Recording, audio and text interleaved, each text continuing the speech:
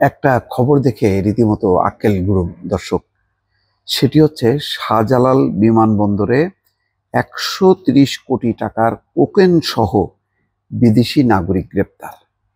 গায়নার এই যাত্রী, তার নাম হচ্ছে পেতুলা স্টাফেল। কাতারের রাজধানী দোহা থেকে কাতার এয়ারওয়েজের একটি ফ্লাইটে তিনি ঢাকায় আসেন গভীর রাতে। 8 কেজি কোকেন, এবং এই 8 কেজির কোকেনের দাম 130 কোটি টাকা। এই খবরের প্রেক্ষিতে আমার মনে কয়েকটা বিষয় সামনে আসলো। এখানে খবর যেটা বলা হচ্ছে, তাতে বলা হচ্ছে যে মাদকদ্রব্য নিয়ন্ত্রণ অধিদপ্তর গোপন সূত্রে খবর পায় যে এই ধরনের একটা চালান আসছে, একজন যাত্রী নিয়ে আসছে। তো তাদের টিম নিয়ে তারা বিমানবন্দরে যায় এবং ওই যাত্রীর পরিচয় নিশ্চিত হয়। তারপরে অভিযান চালায় তার এই পোটলা সহ মানে সেই কোকেন 8 কেজি কোকেন আটক করা হয়, যার বাজার মূল্য 130 কোটি টাকা। খেয়াল করেন, তার মানে ওই দোহা থেকে এই কোকেন নিয়ে আসতে পারলো। এটা একটা মাদক পণ্য কাতার এয়ারওয়েজে কিভাবে বহন করলো, এটা একটা প্রশ্ন। আমরা জানি যে কাতারের যে নিরাপত্তা ব্যবস্থা দোহার মানে বাংলাদেশের তুলনায় 1000 গুণ শক্ত। সেখানে ফাঁকি দেওয়ার কোনো ব্যাপার নেই। আর এমন না যে কাতার বা দোহাতে এই কোকেনকে মানে মাদক হিসেবে পরিগণিত করা হয় না, বিষয়টা তা না।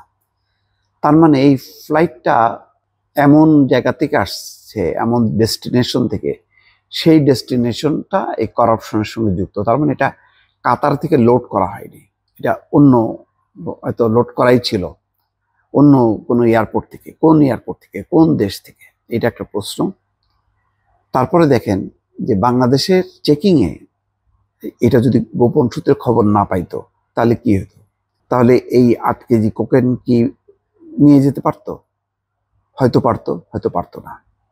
এই খবর দেখে আমার কাছে মনে হলো যে আমাদের আন্তর্জাতিক বিমানবন্দর এখনো চোরাচালানের কাজে একটা নিরাপদ রুট হিসেবে ব্যবহৃত হয়। যখন গোপন সূত্রে খবর হয় বা টার্গেট হয় যে একেবারে অমুক যাত্রী অমুক বিষয়, তখন আমাদের সংশ্লিষ্ট কর্তৃপক্ষ সেখানে যে ঝাঁপিয়ে পড়েন বা সেটাকে উদ্ধার করেন।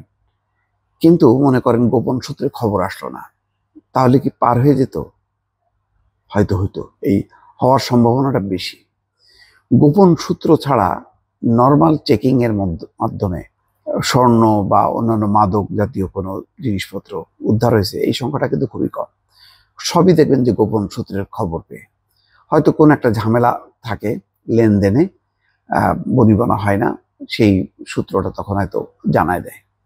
এরকম কিছু ঘটনা ঘটতে পারে। অর্থাৎ এত বিপুল টাকার এই যে মাদক মানে আন্তর্জাতিক বিমানবন্দর হয়ে ঢুকতে পারলো, ঢোকার মতন একটা নিশ্চয়ই পথঘাট আছে, সংশ্লিষ্টরা অনেকেই জড়িত। এর রুটে কে, মূল কি, কোথা থেকে এটা পোস্ট করা হলো, কে করলো, কিভাবে করলো, সেই গন্তব্যে বার্তা যাবে কিনা। এই যে কোকেন নিয়ে ঢুকলো যেই গায়নার যে ভদ্রলোক, এই ভদ্রলোক কার কাছে হস্তান্তর করত? বাংলাদেশি এজেন্ট কারা রিসিভ করত? এই বিষয়গুলো অধিকাংশ ক্ষেত্রে দেখা যায় যে ওই যাত্রী, ওই চোরাচালান পণ্য এটার মধ্যে সীমাবদ্ধ থাকে, কখন আর রুটে যাওয়া হয় না। সুতরাং আন্তর্জাতিক বিমানবন্দরকে আন্তর্জাতিক মাদক, স্বর্ণ এবং মানে টাকা পাচারের রুট হিসাবে যাতে বন্ধ করা যায়, সেই ব্যবস্থাপনাটা এখন হয়তো গড়ে ওঠেনি। রাজনীতি পট পরিবর্তন হয়েছে, কিন্তু এই যে ব্যবস্থাপনার পরিবর্তন কিন্তু হয়নি।